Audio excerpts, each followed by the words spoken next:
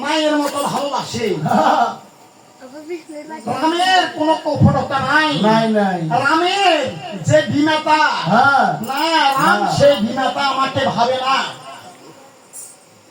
রাম আমাকে সদাই সর্বদাই নিজের মায়ের মতো ভালোবাসে।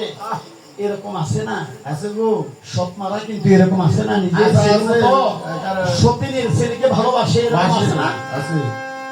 আর এমন মা আছে সৎ ছেলেকে বিষের তুল্য দেখে।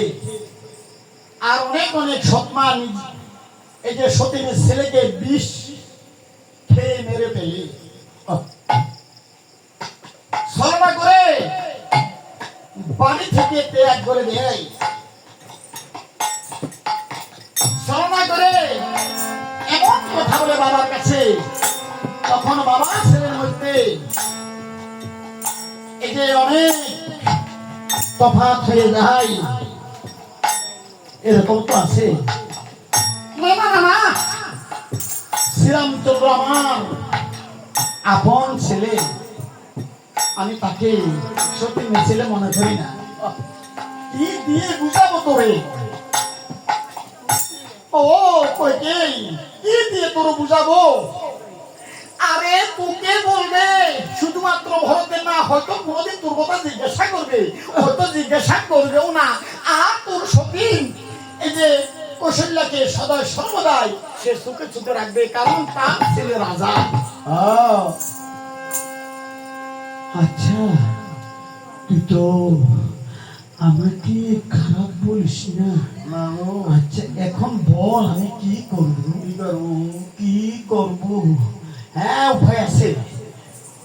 একদিন দশরথ রাজা পরশুর সাথে যুদ্ধ করিতে গিয়েছিল।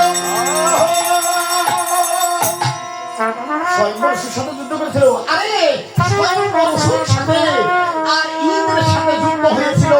সেদিন ইন্দ্রের সহায়তা, ইন্দ্রের সাথে সহায়তা করতে ইন্দ্রের বন্ধু হিসাবে সেই স্বয়ম্বর, এই যে স্বয়ম্বর অসুরের সাথে যুদ্ধ করতে গেল।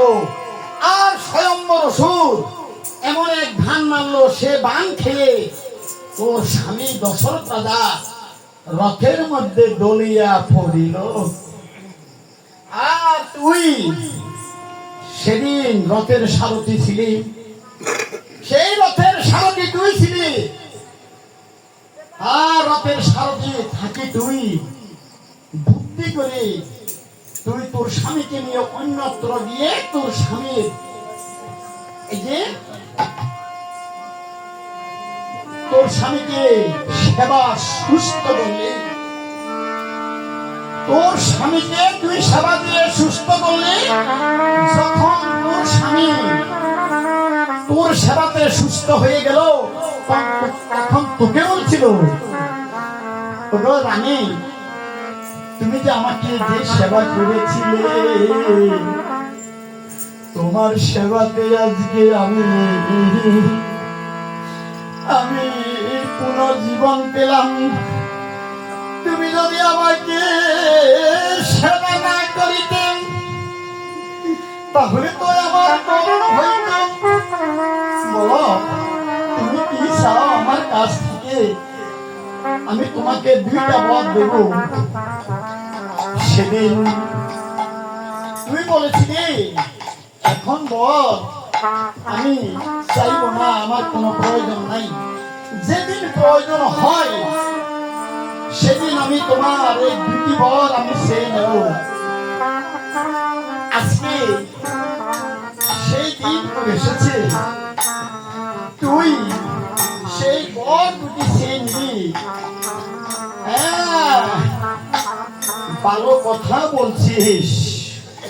সেই দুটি বর আমি চেয়ে নেব। দশরথ রাজা সেই দুটি বর না দিয়ে আমাকে কিছুতে পারবে না, ধর্ম নষ্ট করবে না, তাই আমি দুটি বর চেয়ে নেব। আচ্ছা বর কি কি চাবো?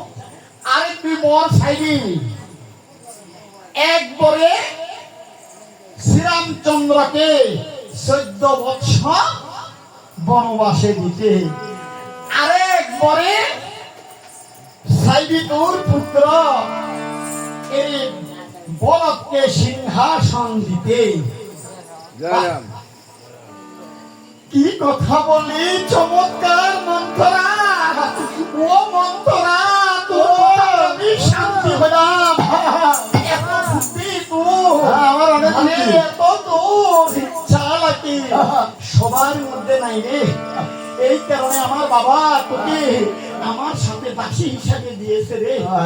আরে আমার হিতকর্ম করিতে আমার বাবা তোকে উপহার দিয়েছে। হ্যাঁ, তোকে উপহার দিয়েছে আমার বাবা, এই কারণে। আচ্ছা ঠিক আছে, হ্যাঁ আর কি করবো আমি? হ্যাঁ, যখন এদিকে অধিবাস চলবে আর তুই কি করবি জানিস? তুই সমস্ত অলঙ্কার খুলে তোর এই রাজভূষণ খুলে তুই কি করবি? এই যে সেরা একটা কাপড় খুলে তুই মাটিতে গড়াগড়ি করবি। তখন খুঁজতে খুঁজতে এই রাজা তোর কাছে আসবেন। এই যে তোর কাছে এসে তোকে করুণ ভাবে বলবেন, ওগো রানী কি হয়েছে তোমার? ওগো রানী কি হয়েছে তোমার? কেন তুমি মাটিতে শুয়ে আছো? তখন তুই তোর কথা ভেঙে বলবি। ঠিক আছে, এই কথা বলে সেই মন্থরা চলে গেলে। আর এইদিকে সেই তখন আপনি কি করলেন?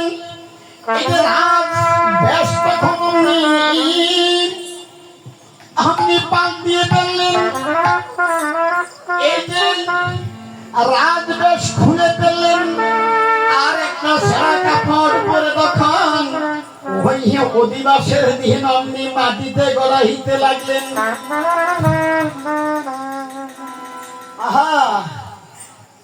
আর এদিকে শ্রীরামচন্দ্রের ওরে নবদণ্ড 17রা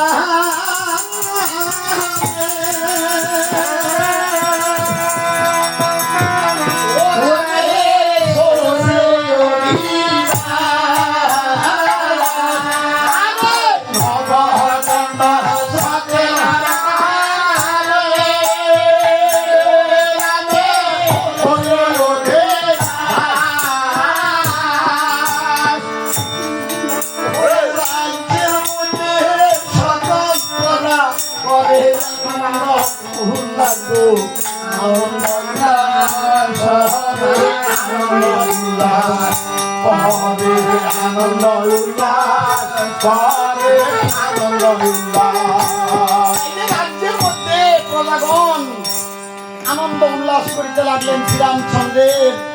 আজকে অধিবাস, কালকে শ্রীরামচন্দ্র রাজা হবে। আর এদিকে সবাই এলেন। 3 রানীর মধ্যে 2 রানী এলেন, কৌশল্যা এলেন আর সুমিত্রা এলেন। কইকে সেটাও কিন্তু ওই তার কক্ষে সেই সেরা কাপড় পরে মাটিতে গড়াগড়ি যাচ্ছে। আর এদিকে দশরথ কি করলেন? এইদিকে দশরথ কি করলেন? ছোট রানী কে বললেন ছোট রানী, আর বড় রানীকে বললেন বড় রানী। আর মেজরানী কোথায়? মেজরানী কোথায়? আরে মেজরানীকে দেখতে পাচ্ছি না, কোথায় গেল? কোথায় গেল গো? আর এদিকে